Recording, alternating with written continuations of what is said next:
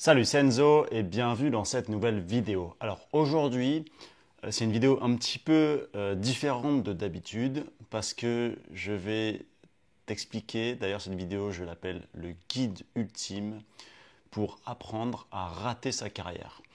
Donc c'est vrai que je fais tout le temps des vidéos pour finalement aider les joueurs et joueuses à progresser, mais je me suis dit, bon, progresser c'est chiant. Et pourquoi pas faire un guide avec 5 étapes qui seraient bien évidemment évolutifs, tu vois, mais ben voilà, pour rater sa carrière. C'est-à-dire que progresser, c'est chiant. Nous, ce qu'on aime, c'est faire des contres, tu vois, finir la saison à moins 100, moins 200, moins 300 points. Et puis là, on est fier, quoi, tu vois. Donc, je vais te partager 5 étapes que tu dois vraiment suivre à la lettre si tu veux rater ta saison, si tu veux rater ta carrière, ok, pour avoir un maximum de fierté et pour pouvoir te vanter au mieux, ok. Alors, en un, ce que j'ai mis, c'est bien évidemment chercher à jouer fort tout le temps. Là, le but, cette étape numéro 1, c'est de peu importe le style de balle qui arrive, tu mets une patate. Que tu serves couper, lifter, peu importe.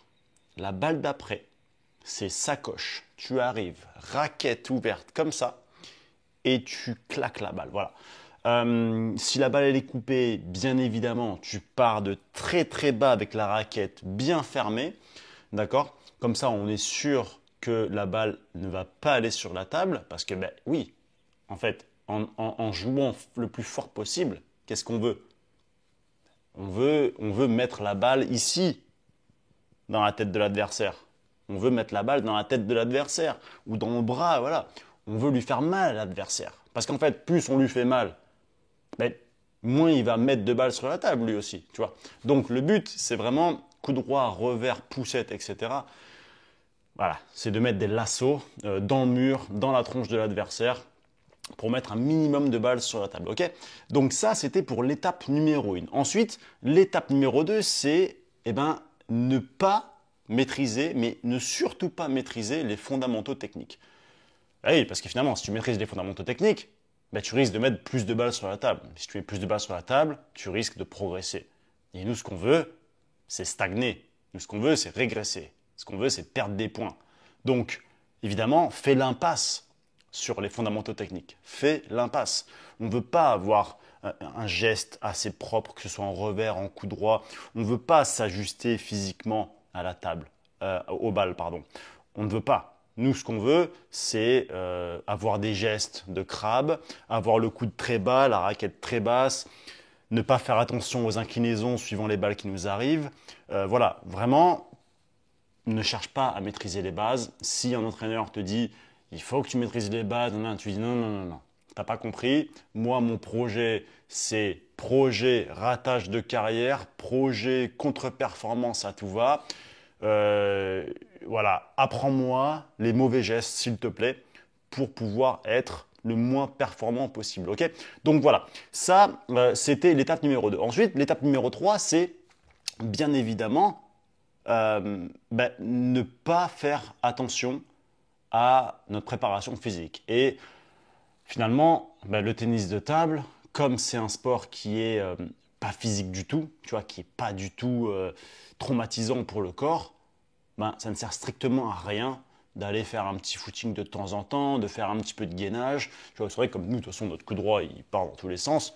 On s'en fout, on ne tient pas notre corps. On n'a pas besoin de gainage, on n'a pas besoin de faire attention à nos épaules, on n'a pas besoin de tout ça, parce que de toute façon, nous, ce qu'on veut, c'est faire des fautes, jouer avec des douleurs et faire des contres. Donc, non, pas besoin de faire attention à notre corps, parce que le problème, c'est que si on fait attention à notre corps, on risque de se sentir mieux. Si on se sent mieux, qu'on bouge mieux, etc., on risque de gagner des matchs. Et ouais, non, là, c'est pas bon, quoi. Donc, non, non, non, si tu veux, nous, on veut perdre des matchs, on veut faire des comptes. Donc, non, faut surtout pas tomber dans le piège de la prévention, un peu de physique, etc. Non, rien du tout. Zéro. Nous, on ne veut pas ça. Ensuite, numéro 4, c'est que tu dois en fait tout le temps changer de raquette. À chaque fois, c'est simple. À chaque fois que tu fais une faute, c'est toujours la faute de la raquette. D'accord? Donc, à chaque fois que tu fais une erreur, une faute, tu changes de raquette. Donc, ouais, je sais pas, une fois de temps en temps, tu peux même, si tu as un backside, tu vois, tu peux très bien passer à un pico long. Ensuite, tu vois, tu fais des fautes avec le pico long, bah, tu n'as qu'à passer avec un pico court, puis un mi-long, pourquoi pas. Puis même, de temps en temps, tu n'as qu'à passer en porte-plume aussi. Mais en gros, change de raquette un maximum, parce que comme ça, tu es finalement de moins en moins régulier et tu mets de plus en plus de temps à t'adapter à la raquette. Et comme ça, tu es en changement constant, d'accord? Et c'est parfait en fait pour ne jamais t'ajuster et ne jamais ressentir en fait les bonnes sensations, d'accord, pour pouvoir mettre des balles sur la table. Donc voilà, ce qu'on veut, c'est changer un maximum de raquettes, de revêtements, de bois pour se sentir en fait le moins bien possible. Ok. Voilà. Ensuite, bien évidemment, en 5, c'est d'être négatif. Ah bah oui, si tu veux faire des contre-performances, il faut être négatif. Bah, à un moment donné, je veux bien, moi, ouais, perdre des matchs, je veux perdre des matchs, mais je suis positif. Non, bah non. Si tu veux perdre des matchs, faire des contres, te sentir mal, il faut que tu sois négatif. Qui veut être avec des gens positifs? Non, non. Moi, je ne veux pas être avec des gens positifs. Je veux être qu'avec des joueurs négatifs qui sont tout le temps là en train de se plaindre avec les épaules basses, qui sont là en train de ronchonner tout le temps, tu vois. Voilà, parce que le problème, c'est que si tu deviens positif demain, enfin, c'est chiant, quoi. Je veux dire, un mec qui est positif, tu vas pouvoir potentiellement commencer à gagner quelques matchs, avoir une meilleure posture, euh, tu vois, prendre des meilleures décisions, etc. Avoir un petit sourire sur le visage si tu es positif, tu vois. Et surtout, tu vas pouvoir impacter positivement tes partenaires, tes coéquipiers. Donc non, enfin je veux dire, il n'y a rien de bien pour pouvoir rater sa carrière si tu es positif. Donc non, surtout tu es négatif, tu gardes la tête baissée comme ça, les épaules recroquevillées, et puis à chaque fois qu'il y a une erreur, tu te plains, puis tu te plains à tout va, quoi. Voilà.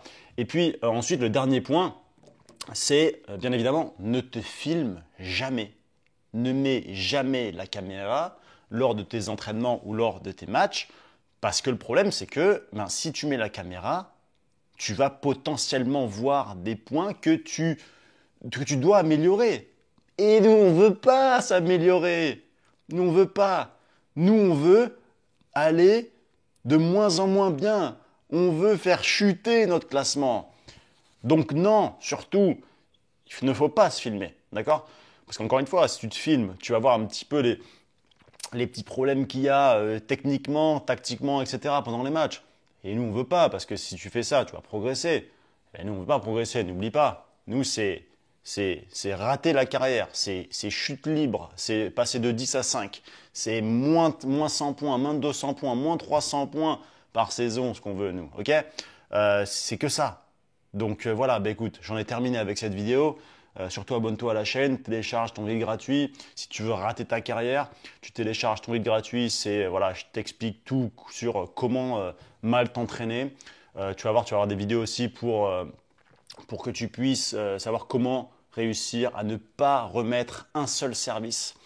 Et il y avait autre chose aussi, c'était sur la stratégie, sur comment tout faire pour mal jouer tactiquement pendant ton match. Ok? Donc voilà, si tu veux faire chuter ton classement et arrêter le pic dans pas très longtemps, eh ben, je te laisse cliquer dans la description de la vidéo pour tout recevoir. Ok? Donc voilà, bah, écoute, sur ce, bon ratage de carrière et puis je te dis à très bientôt. Ciao!